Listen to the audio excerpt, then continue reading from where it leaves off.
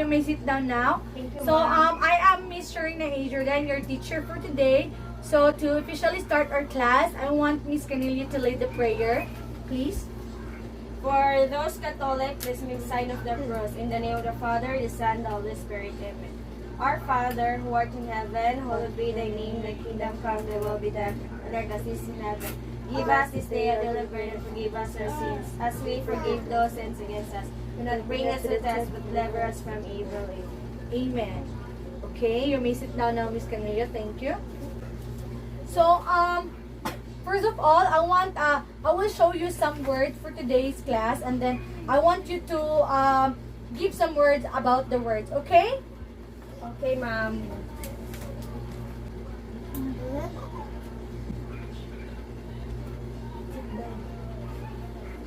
Okay. What is the first word? Ma'am, Okay, Miss Canilio, please. pressure. Very good. So the next one is the trauma. And then next is the worry. And then the last word is anxiety. So Miss Canilio, please stand up. I will ask you some question. So okay, what can you say about the words? I can say about the words, ma'am, as I observe, those words that I experience, especially nowadays, that as a student, I feel pressure on my studies, and sometimes I also depressed in terms of on how to pass my project on time. Okay, so I will not ask you anymore the second question because you already said about your experience about those words. So Miss Canillo, please stand up again. So how do you cope up with this when you experience this type of stress? If I'll be the one to if I experience that thing, ma'am, first I will pray to God to give me a positive mindset, and second is I will make myself entertained by watching K-dramas or by doing videos on TikTok. Okay, very good, Miss Canillo. So this kind of words are some type of stresses that we have experienced as of now, as of today, especially when we experience this pandemic, right?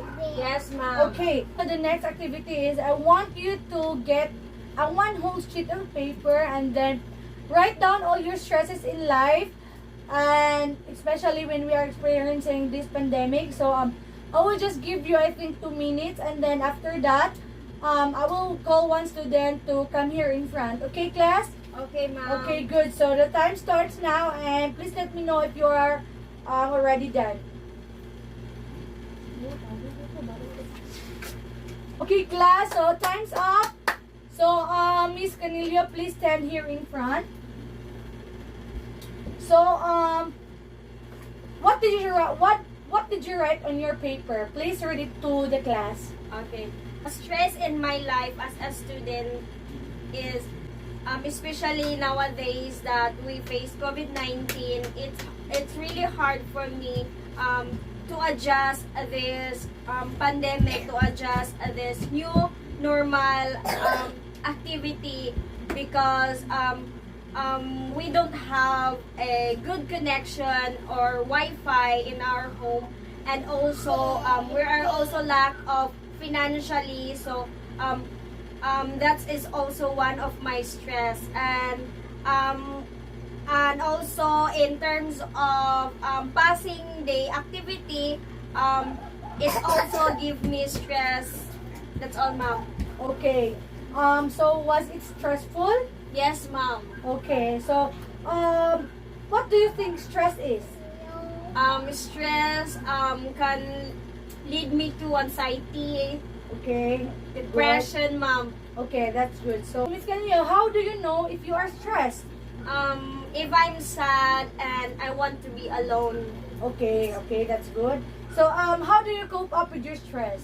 meditating myself, and also by listening music and watching K-dramas. Okay, very good. So please take your seat, Miss Canillo. Thank you, ma'am. Okay, class. So that's what Miss Canillo said, that her stress is about they don't have a Wi-Fi in their home, and then it's very difficult her class in online class, right? So we have different stresses in life, right, class? Yes, So ma'am. yes, so it depends on us on how we handle it, on how we cope up with our stress. So I think we have to think positively so that we can cope up with our stress, and please don't let your stress control you, so that it will not lead into suicide. Okay? Okay, ma'am. class. So next is here are our objectives for today's class. So the first objectives are demonstrate the stress reduction strategies, and then recognize personal stressors and how they affect you. And the last one is perform the ways to have a healthy life. So do you get now what's our topic for today? Anyone? No, ma'am. Okay. No, we don't have any idea. So since you don't have any idea, so I will now open the topic for today. So our topic for today is about, Anilio, please read. Coping with the stress and in middle and late adolescence. Okay, that's good. So our first topic for today is about, wait. So our first topic for today is about stress. So just wait, class. Okay, what is stress? So stress can be defined as any type of change that causes physical, emotional, psychological strain. So when we talk about stress, it's the reaction of our body when we experience challenges in life. So for example, when we are pressured in our class, like for today, di ba, online class na tayo. So we are pressured by some teachers because our modules are kanang nagsabay-sabay na yung lahat, tapos wala ka pang wifi, so napipressure ka na talaga. So that's the reaction of your body because of the challenge. So that's how you define stress. So there are a lot of type of stress, right? Yes, So ma'am. I want to ask Miss Canilio, can you give me some type of stress? Stress in module.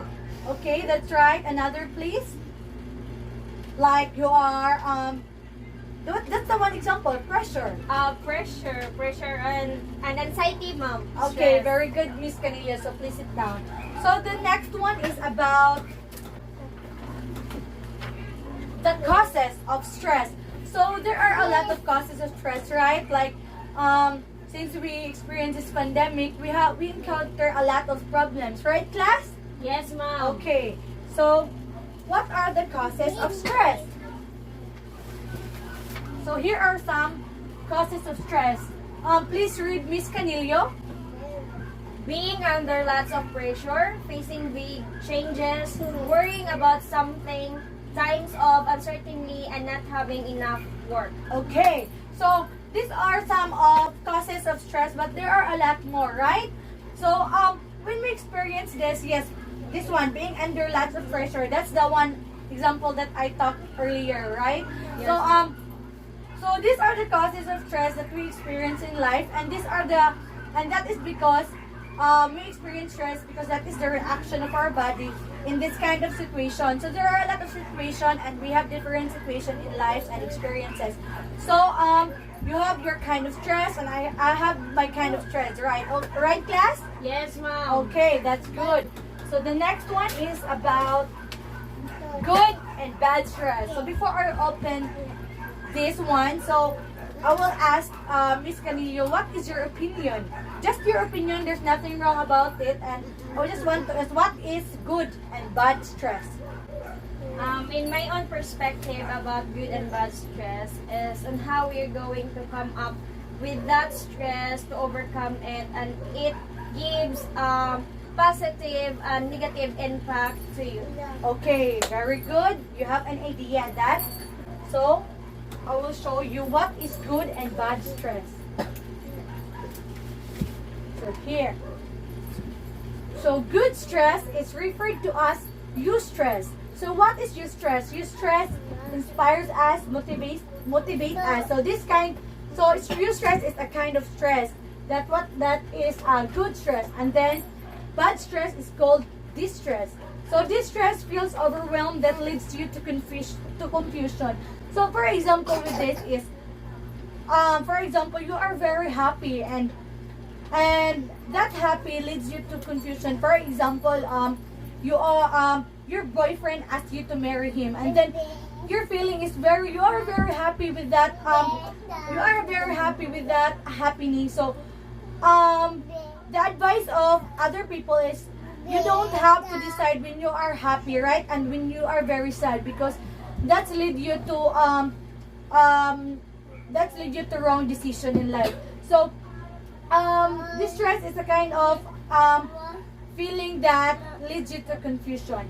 So good stress is the type of stress we feel when we are excited, when we are ride a roller coaster, compete for a promotion, or go on a first date. So that's the kind of a good stress. So good stress is when you are happy, like that, when you're excited. So that's kind of good stress. So you know already what is the bad stress. So that are the pressure, the anxiety. So that is the bad stress. So do you get, class? Yes, ma'am. Okay, very good. So the last one is ways of coping stress.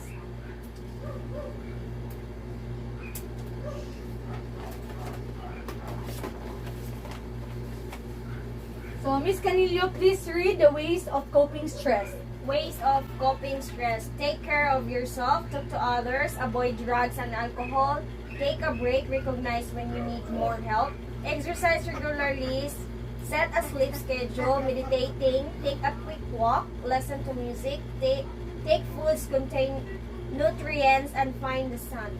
Okay.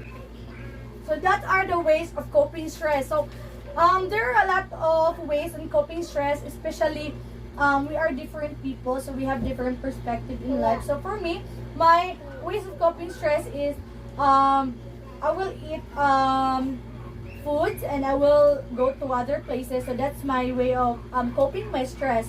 So in middle and late adolescence, so in this stage we are some adults are confused about their feelings, their minds, and everything, right? Because that stage is where you made your own decision now, and then you have to decide for yourself. So that's all our topic for today, class. And then, do you have any questions? Please raise your hand. None, ma'am. None so Okay, far. that's very good. So that, since you understand our lesson for today, so let's proceed to a quiz. So are you ready? Yes, ma'am. Okay.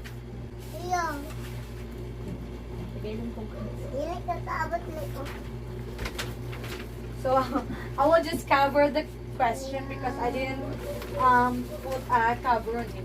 Okay, so please prepare your ball pen and a paper so that you can answer it quickly and correctly. 1/4, ma'am. Yes. Please let me know if you are ready. Okay, ma'am. Okay, let's start. Okay, number 1. This type of stress can motivate, energize, and spur an individual into fruitful action. So A is distress, B is eustress, C is stress.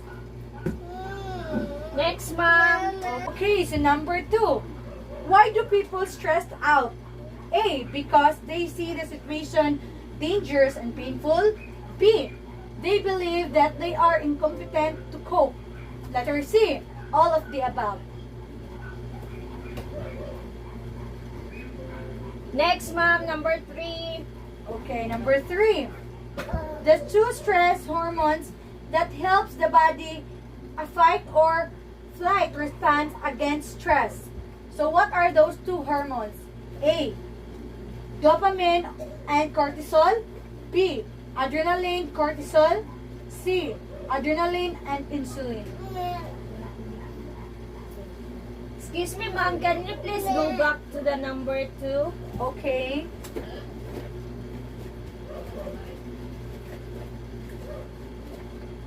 Okay, number 2. Why do people stress out? So A, because they see the situation dangerous and painful. B, they believe that they are incompetent to cope. C is all of the above. Okay, ma'am. So, are you done with number 3? Yes, ma'am. Are you done with number 3? Yes, ma'am. We are now Okay, in number good. 4. So, number 4. I think this is the last number. So, 4. Which of the following reflects the outcome of having poor judgment? So, A. You cannot decide you want for yourself. B. You become moody. C. You feel overwhelmed. I'm done, ma'am. Okay, I think, okay, that's all the question for today. So, please pass your paper in the front and I will collect it and I will give it back to you after I checked it, okay? Okay, ma'am. Okay, please pass in the front. Okay, thank you, Miss Canilio. Okay, class, that's all for today and thank you for your cooperation. So, since you have understand all the lesson for today and then you already take the quiz, so I will leave you some assignment. So please copy it to your notebook or a piece of paper and then you will pass it to me tomorrow, okay? Okay, ma'am.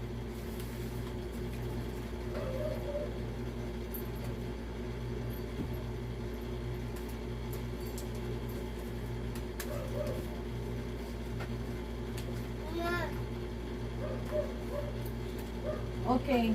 Please copy it to your notebook and that is your assignment. Only 1 to 3 questions. Okay, ma'am. Okay, good. Class, so I want you to thank you for your cooperation and I am so happy today that I'm done with our class, peaceful class. So now say goodbye to you. So goodbye, class. Goodbye, Ma'am Charina. Okay, goodbye. Thank you. Thank you, ma'am.